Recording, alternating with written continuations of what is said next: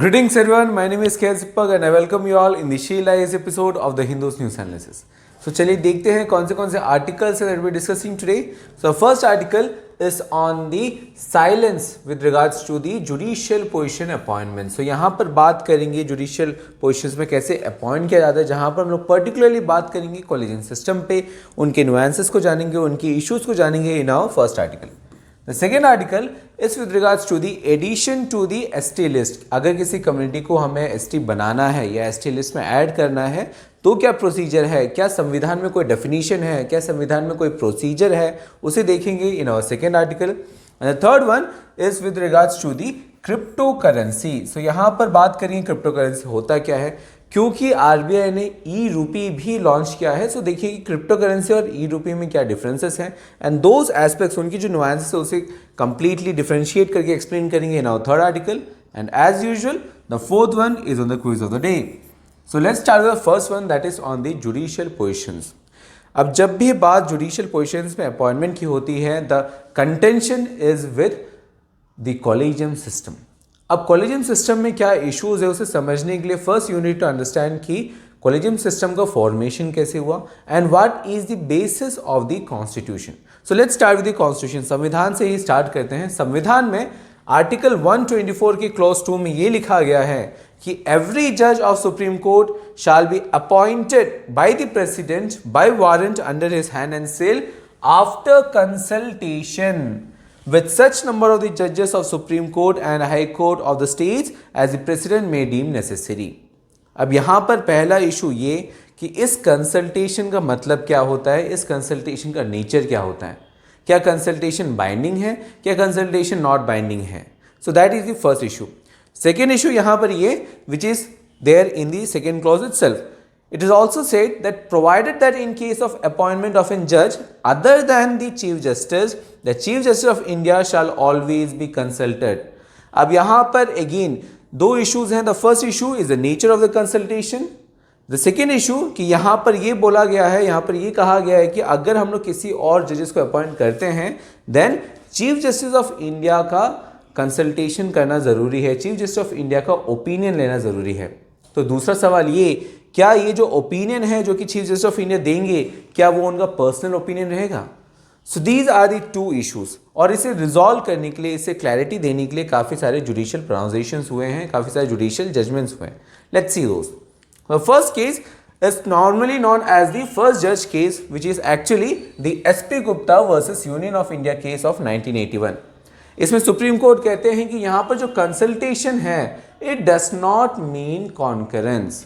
That means judiciary जब executive जो हैं जुडिशियल अपॉइंटमेंट्स के लिए जुडिशियरी से कंसल्ट करेंगे तो जो भी कंसल्टेशन जुडिशियरी प्रोवाइड करेंगे वो एग्जीक्यूटिव को माने या ना माने, it's on the discretion of the executive. That means first जज केस में प्राइमेसी जो है with regards to judicial appointment that is on the executive और जुडिशियरी के पास प्राइमेसी नहीं है. देन सुप्रीम कोर्ट ने एक यू टर्न लिया इन दी सेकेंड जज केस. सेकेंड जज केस में ये कहते हैं वो कि consultation means concurrence. That means जो भी जुडिशियरी बोलेंगे with regards to the judicial appointment executive को मानना होगा. दैट मीन्स अभी प्राइमेसी जो है वो जुडिशियरी के पास है. देन तीसरा सवाल ये था जो प्रेसिडेंट ने पूछा with regards to the appointment of CJI. So जैसे हम लोग ने देखा यहाँ पर ये लिखा गया था अगर हम लोग किसी और जजेस को अपॉइंट करते हैं देन सीजीआई का ओपिनियन लेना जरूरी है. सो प्रेसिडेंट ने पूछा यहाँ पर कि यस ये जो ओपिनियन है, ये जो एडवाइस है जो सीजीआई देंगे, क्या वो उनका पर्सनल ओपिनियन रहेगा, क्या ये उनका सोल ओपिनियन है. सो वहाँ पर सुप्रीम कोर्ट ने इन द थर्ड जज केस ऑफ 1998 सुप्रीम कोर्ट ये क्लैरिफाई करते हैं, ये क्लियर कट कहते हैं कि this is not the sole opinion of CJI, ये उनका पर्सनल ओपिनियन नहीं है. बट यहाँ पर उनको ओपिनियन देने के लिए उन्हें 4 और जजेस के साथ कंसल्ट करना पड़ेगा. He must consult with 4 other senior most जजेस ऑफ सुप्रीम कोर्ट. अब यहाँ पर जो सीजीआई कंसल्ट करते हैं 4 अदर सीनियर मोस्ट जजेस ऑफ सुप्रीम कोर्ट, इन पांचों को कहते हैं हम लोग collegium system. Then there was the 99th amendment. 99th amendment होने का रीजन पर्टिकुलरली ये था क्योंकि यहाँ पर जजेस ही जजेस को अपॉइंट कर रहे हैं. तो यहाँ पर फेवरेटिज्म का, नेपोटिज्म के इश्यूज हो सकते हैं और इसे कहीं ना कहीं हटाने के लिए, इसमें क्लैरिफाई करने के लिए, इसमें ट्रांसपेरेंसी लाने के लिए पार्लियामेंट ने क्या किया था, पार्लियामेंट ने 99th अमेंडमेंट लाया था. और 99th अमेंडमेंट के बेसिस पे parliament enacted and form the national judicial appointments committee NJAC। इस कमेटी का गठन किया था according to the aspects of 99th amendment. But इसमें इश्यूज ये था कि इस कमेटी में बोथ एग्जीक्यूटिव के मेंबर्स भी थे और जुडिशरी के मेंबर्स भी थे। तो अगर जुडिशियल अपॉइंटमेंट जो कि काफ़ी इंपॉर्टेंट है जुडिशरी के इंडिपेंडेंस के लिए, उसमें एग्जीक्यूटिव की भी भागीदारी हो, that would mean that executive is interfering in the independence of the judiciary. और इसीलिए ही सुप्रीम कोर्ट ने इन द 4 जज case termed this NJAC unconstitutional और उन्होंने स्ट्रक डाउन किया 99th amendment. So that is how the collegium system has evolved, or as of now collegium system कहें, so that is CJI plus 4 other senior most judges of Supreme Court. अब देखते हैं what is the issue with this system. The first issue here is that this collegium system does not provide any guidelines or criteria for appointments of Supreme Court judges. So यहाँ पर कोई specific criterias नहीं दिए गए हैं कि किस basis पर आप सेलेक्ट करते हो, और जब आप क्लियर कट नहीं कह रहे हो कि किस बेसिस पे आप सेलेक्ट करते हैं, so there is a scope of favouritism, there is a scope of misuse. The second issue here in collegium system there is no criteria for testing the candidates for doing a background check to establish the credibility of the candidates. यहाँ पर जिस candidate को आप choose कर रहे हो उनमें background check का कोई क्राइटेरिया नहीं है, कोई क्रेडिबिलिटी नहीं है। जब बैकग्राउंड चेक नहीं करवा रहे हो या उस इंफॉर्मेशन को सिटीजन्स तक नहीं पहुंचा रहे हो, तो सिटीजन्स कैसे ट्रस्ट करें? सिटीजन जुडिशरी में जाते हैं जस्टिस के लिए, और जो लोग हैं जजेस जो कि जस्टिस दिलवाते हैं उनकी क्रेडिबिलिटी ही यहाँ पर स्टेक पे है। So that is the second issue. Third issue here is that the second जज केस ने पर्टिकुलरली एस्टैब्लिश किया the supremacy of judiciary of the executive. But ये जो सिस्टम है this disturbs the principle of checks and balances. यहाँ पर एक system है जिसे हम लोग कहते हैं चेक्स एंड बैलेंसेस। किसी भी एक ब्रांच को, जैसे कि अगर स्टेट की बात करें, स्टेट के पास 3 ब्रांच होते हैं, एग्जीक्यूटिव, लेजिस्लेटिव, जुडिशरी, और तीनों के ब्रांच में कहीं ना कहीं इंटर कोऑर्डिनेशन की जरूरत है। हम किसी एक ब्रांच को प्राइमेसी नहीं देते ओवर द अदर ब्रांचेस, पर यहाँ पर कहीं ना कहीं ये जो चेक्स एंड बैलेंसेस का जो प्रिंसिपल है वो बिगड़ा हुआ है, and that is very issue. The fourth issue here इसकी NJAC को ये बोलकर स्ट्रक किया गया, ये बोलकर उसे कहीं ना कहीं अनकॉन्स्टिट्यूशनल घोषित कर दिया गया कि it was unconstitutional as it was not there in the constitution. ये कहकर कि क्योंकि ये जो NJAC है यहाँ पर एग्जीक्यूटिव का भागीदारी है, एग्जीक्यूटिव का इंटरफेरेंस है इन द जुडिशियल अपॉइंटमेंट्स, और जुडिशियल अपॉइंटमेंट जुडिशरी के लिए इंपॉर्टेंट है, और NJAC अनकॉन्स्टिट्यूशनल इसीलिए क्योंकि it is interfering in the independence of the judiciary. But जो कॉलेजियम सिस्टम आया in regards to the NJAC को हटा के हम लोग ने कॉलेजियम सिस्टम लाया, बट जो कॉलेजियम सिस्टम है it is also not having any clause in the constitution. संविधान में कॉलेजियम सिस्टम से रिलेटेड कोई प्रोविजन नहीं है। सो जो NJAC को हम लोग ने स्ट्रक डाउन किया, जो कि पार्लियामेंट ने निर्णय किया था, उसके बावजूद भी जो सिस्टम आया उसे हटा के हम लोग ने जो सिस्टम वापस रिप्लेस किया, this collegium system, it is also not there in this constitution. So even though it is not unconstitutional but it is non constitutional. Another issue here is that the collegium system lacks transparency. यहाँ पर जो जजेस को appoint करते हैं, this happens behind the close doors.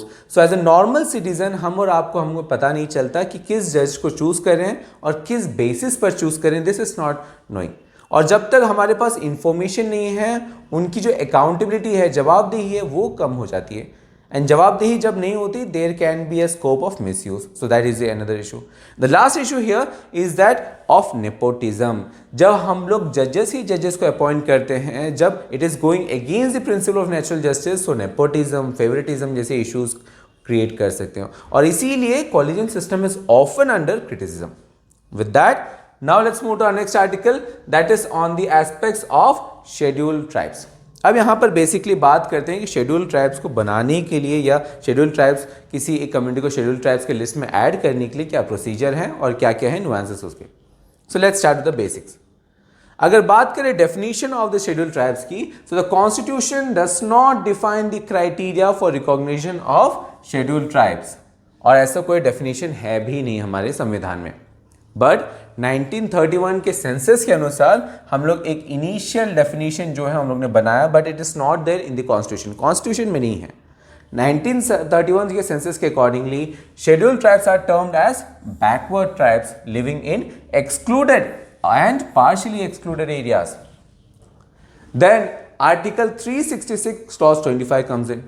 Article 366 clause 24 ये कहता है, please remember the definition is not there but only the process कि किस बेसिस पर आप डिफाइन करोगे that is given, but definition is not given, और this is given in article 366 clause 25। और यहां पर यह कहा गया है कि scheduled tribes means such tribes और ट्राइबल कम्युनिटीज और part of groups within such tribes और tribal communities as are deemed under article 342 to be scheduled tribes for the purpose of this constitution. So यहाँ पर process is given but the definition is not given. Then another article comes in जो कि related है scheduled tribes से, that is 342 clause 1 which is given here. 342 clause 1 में ये लिखा गया है the president. So यहाँ पर कौन announce करेंगे? The president. The president may with respect to any state or union territory and where it is a state after consultation with the governor by public notification specify the tribes or tribal communities or part of such tribes and tribal communities as scheduled tribes in relation to the state or union territory. That means अगर कोई state है तो state के governor के साथ consult करके president specify करेंगे, president कहीं ना कहीं अनाउंस करेंगे बाय पब्लिक नोटिफिकेशन की कौन से ट्राइब्स या कौन से ट्राइबल कम्युनिटीज या पर्टिकुलर ट्राइबल कम्युनिटीज के कौन से कम्युनिटी जो हैं, कौन से ट्राइब्स जो हैं, कौन से सब ट्राइब्स जो हैं वो शेड्यूल्ड ट्राइब्स कहलाएंगे। That is given in article 342 clause 1। अब यहां पर जो 5th शेड्यूल में जो है, again there are another important clauses related to the scheduled tribes. There are 2 schedules in the constitution जो कि डायरेक्टली ट्राइब से रिलेटेड है। The first is 5th schedule. 5th schedule of this constitution ये कहता है, it lays out the provisions for administration and control of scheduled areas and scheduled tribes और particularly in scheduled tribes in states other than Assam, Meghalaya, Tripura and Mizoram.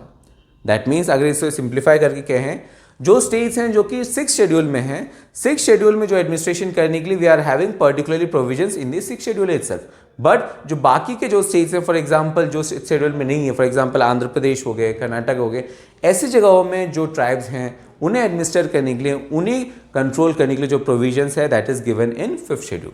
संविधान में basically these are the nuances related to the scheduled tribes. अब देखते हैं what is the process for inclusion of scheduled tribes list. Process क्या है?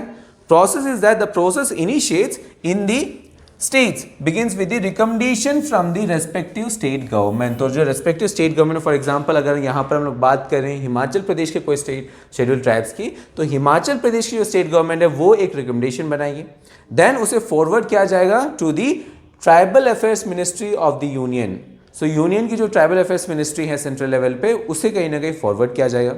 Then वहां से वो जो एप्लीकेशन है, जो रिकमेंडेशंस हैं along with all the nuances will go to the Registrar General of India for approval। और जैसे ही registrar general of India approve करते हैं then it goes to the national commission for STs. So national commission of STs फिर देखते हैं कि क्या क्राइटेरिया सही है कि नहीं, इन्हें इंक्लूड करना चाहिए कि नहीं, नहीं करें तो क्यों ना करें। सो ऑल दिस क्वेश्चंस वो आंसर करते हैं, वो स्टडी करते हैं इन डिटेल। उसके बाद इनके अप्रूवल के बाद ही, प्लीज रिमेंबर इनका अप्रूवल मैंडेटरी है, इनके अप्रूवल के बाद ही then it goes to the cabinet जो कि फाइनल अप्रूवल देता है। So the final call is with the cabinet and that is the process of enlisting any scheduled tribes, enlisting any community in the list of the scheduled tribes. With that now let's move to our next article that is on the crypto currencies. अब यहां पर जो crypto currency है वो काफी time से काफी contentious रहा है and that is why we have also covered this topic in great details in our 8th October video, जहां पर क्रिप्टो करेंसी है क्या टेक्नोलॉजी है क्रिप्टो करेंसी के पीछे, और क्रिप्टो करेंसीज और ई रूपी कैसे डिफरेंशिएट कर सकते हैं, क्या है उसके nuances, all those things I have discussed in our 8 October video itself. So please इस वीडियो को रेफर करें और दोनों साइड्स ऑफ द कॉइन्स को समझें in an critical manner, that is very important. With that now let's move to our next article that is on the quiz of the day. The first question is regarding the NEP 2020. The second question is regarding the Comprehensive Convention on International Terrorism. Again, दोनों सवाल जो हैं वो current affairs based हैं, सो इन questions को attempt करें और इन questions के जो आंसर्स हैं along with the explanations would be provided to you in the form of PDF, जिसका जो लिंक है वो आपको वीडियो के डिस्क्रिप्शन में मिल जाएगा, as well as जो PPT है जिसके ऊपर हम लोगों ने एनालिसिस किया, that also in the form of PDF you would get a link in video's description. So I hope today's analysis was beneficial for you guys. We're working hard for you guys, but at the same time work hard, study hard, but most importantly stay safe. We're doing the same for you guys. See you tomorrow.